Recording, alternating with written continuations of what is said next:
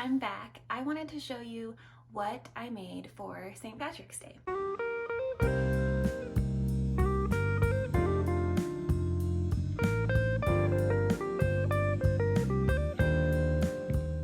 So every year we make a version of corned beef and cabbage for St. Patrick's Day. This year I wanted to try something a little bit new and different.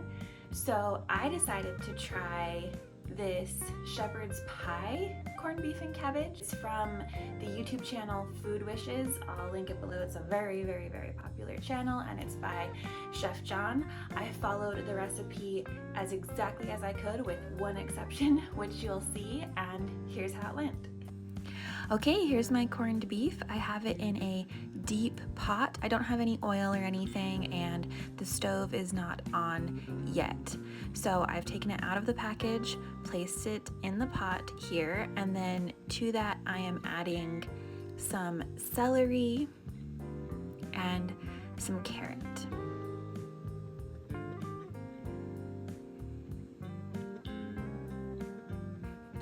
Look at that puppy over there. Okay, here's the spice mix that came with the corned beef. Pour that in on top of everything.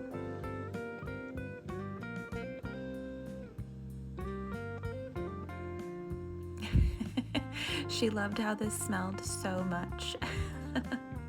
All right, then you put in enough water to cover the beef completely. You set that on the stove top and turn it on high and bring that to a boil.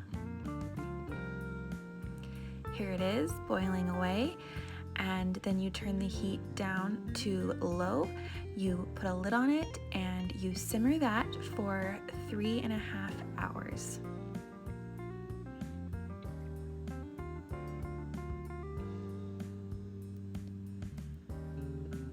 All right, now we came back to it after 3.5 hours and I'm taking it out, and look at how it just wants to fall apart. That slow cooking method really made it super tender and then flavored that broth, which we are now going to use to cook all the other elements of the dish, which I think is what gives this such great flavor. So we brought that broth back up to a boil and we put in our cut up cabbage and we just cook this in that boiling water for about 5 minutes. Then you take it out and set it aside in a bowl to cool down.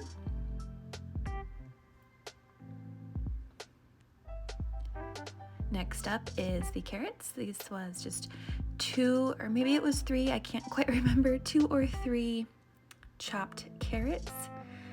Then once they've had their turn in the bath for about 5 minutes, you also take those out and set them to the side as well.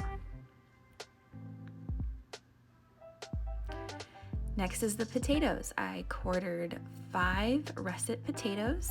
You cook these in that same broth for 15 minutes. Now here I am cutting up the corned beef, and honestly, I didn't even need a knife. As you'll see here, I could have just shredded this by hand. It was so tender. It was amazing.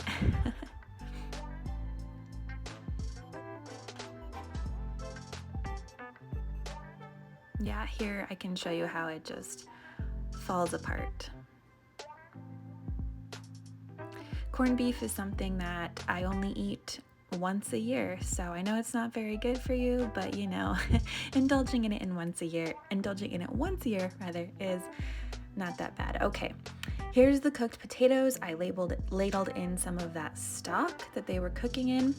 And here's where I did something a little bit different. I didn't have any milk, so I added some Greek yogurt, and you know what? It turned out really good.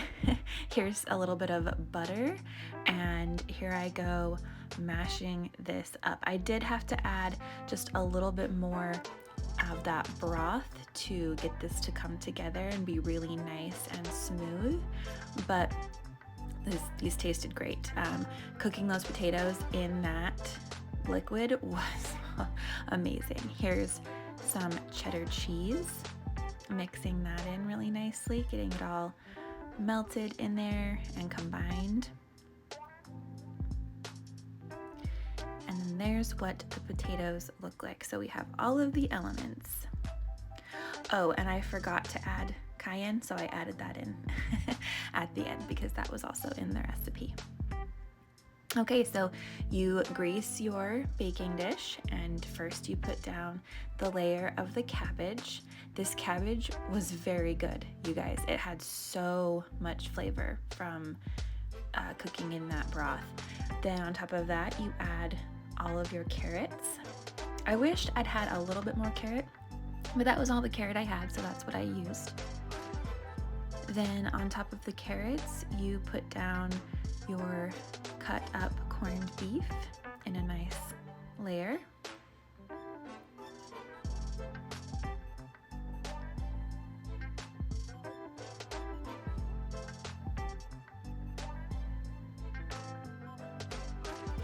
Next up, of course, is the potatoes.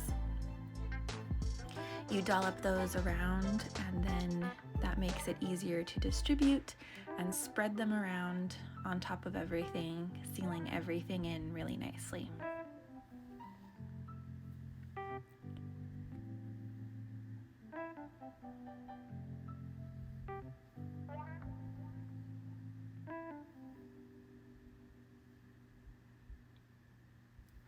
Every recipe that I've tried from Food Wishes from Chef John has turned out really, really good. So I had really high hopes for this one, and I was not disappointed. Now you take a fork and you create these pretty little lines on top of the mashed potatoes. This was really fun. It felt kind of like arts and crafts.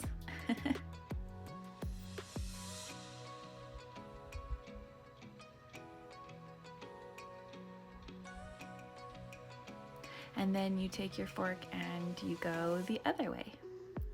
I think this was just to have a pretty texture. I don't really know if it's needed, but you know, it was fun. It's soothing.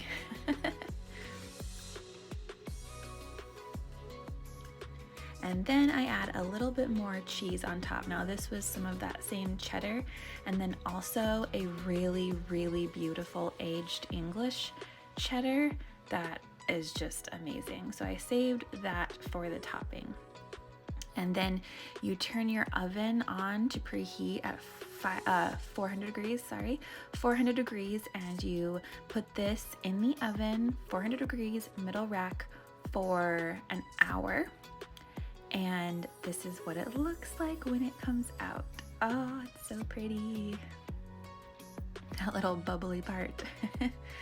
And then I let it cool for about 15 to 20 minutes before I attempted to slice it and take it out, because you know how you make a casserole or a lasagna and then you cut it and everything just runs out. So I made sure to wait at least 15 minutes before I cut this, and it actually came out really nicely. It didn't fall apart on me. Look, it came out just like that, just like how Chef John said. And the flavor was so good. And one of the best parts about this is you take that extra broth that you had reserved and you serve this with your piece of the shepherd's pie on the side. So when every bite you get a little bit more of that broth, and you could get a bite of everything all together. It's so wonderful. It did, you know, it was a little more time intensive, but I truly think it was worth it. Yeah, definitely liked it a lot. So I truly think that this was one of my very favorite ways ever to eat corned beef and cabbage. It did take a bit more work than normal, but the leftovers were amazing. The flavors were so good, and I am definitely going to be making it again. I know that corned beef is not that available year round, but if you see it and if you want to try this recipe, I highly recommend it. Thank you so much for watching.